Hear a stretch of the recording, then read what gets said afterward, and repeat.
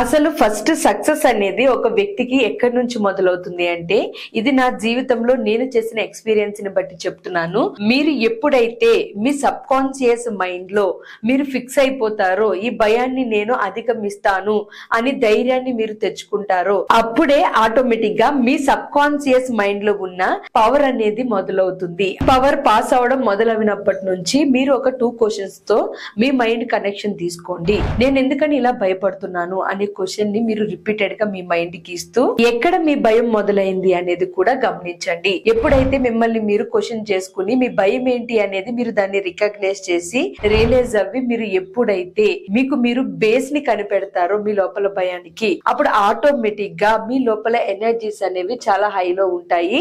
మీరు ఏదైనా ఎఫర్మేషన్ చేస్తున్నా, విజువలైజేషన్ చేస్తున్నా, దాని రిపిటేషన్స్ అనేవి మీకు కొత్త శక్తిని ఇచ్చి మీరు అనుకున్న ప్రతిదీ అచీవ్ చేసేలాగా చేస్తుంది.